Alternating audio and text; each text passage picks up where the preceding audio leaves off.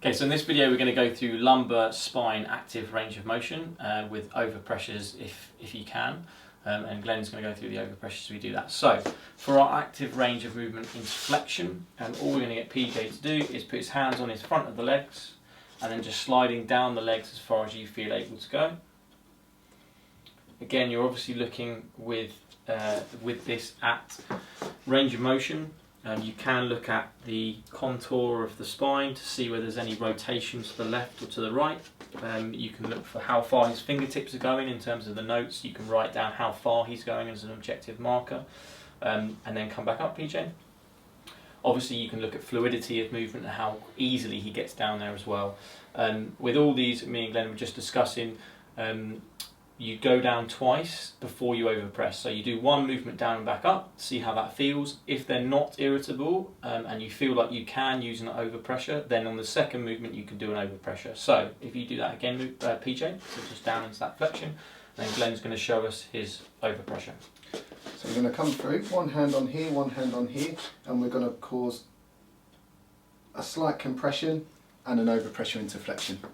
Now obviously you'd only do that if the flexion was pain-free. You wouldn't overpress a painful movement, and it's a way of clearing that movement in a sense. Yeah, so we can say that there's no problem there with lumbar flexion if we can overpress it and it's pain-free. Yeah, perfect. And then we go into our extension. So if we come to the side, PJ. Yeah, sure. So again with this one, if we go, hands on the back of your legs and then just sliding down back there as far as you feel you can go.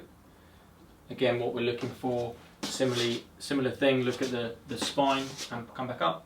Another quite nice thing that you can look at actually is the shoulders as well. So as PJ comes back, so in fact PJ, if we get you to do this with your back to the camera. Sure. So if you have another go going back, what you can look at is the shoulders and see whether one comes back more. I would say on PJ his right shoulder comes back a little bit further, so he's got that little bit of rotation to the right, which may mean, come back up, that he doesn't like rotating to the left, or may mean that he doesn't like compressing down on that left hand side.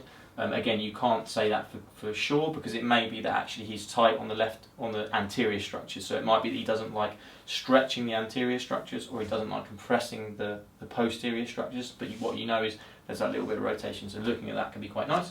So once you've done one of those, again if you come to the side for PJ, then you can do the second one, and if it's pain-free as Glenn said before, then you can go into that overpressure. So Glenn, if we go through that. Same thing again, little bit of compression as well as overpressing into extension. Okay, and again same thing, we can clear that lumbar spine extension if there's no pain doing that.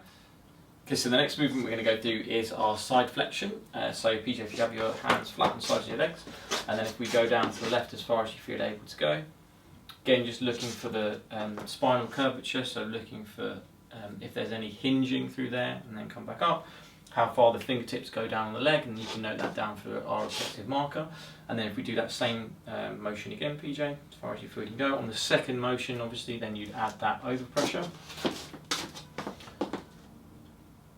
So again, just stabilising that pelvis with Glenn stabilising the pelvis with the right hand and creating that compression down into that side flexion on the shoulder.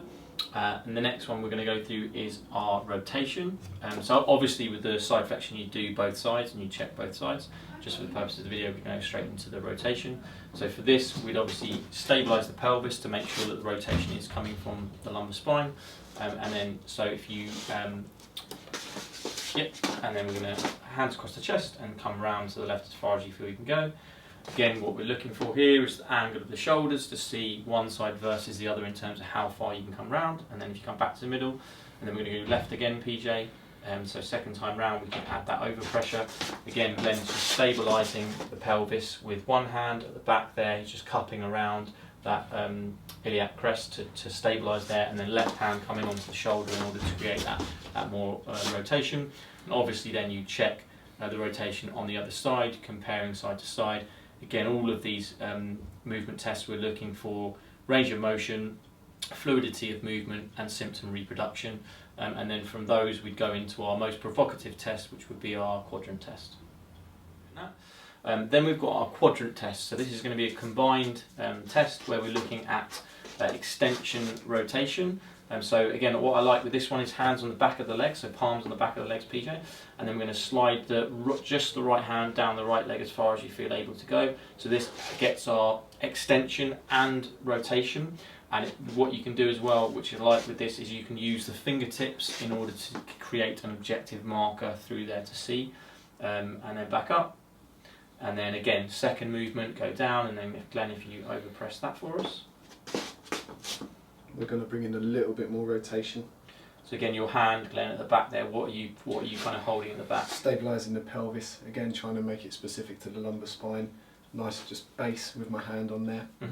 This is you're really searching with this one, so your other overpressures have been non-productive and you're wanting to just take it into more compression, so you're combining those two movements, the lateral flexion and the rotation, to really load through those facet joints. Okay, perfect. And again, you do that on both sides, obviously, and these sorts of things can be great as well if you like we're saying, if you really want to clear that lumbar spine.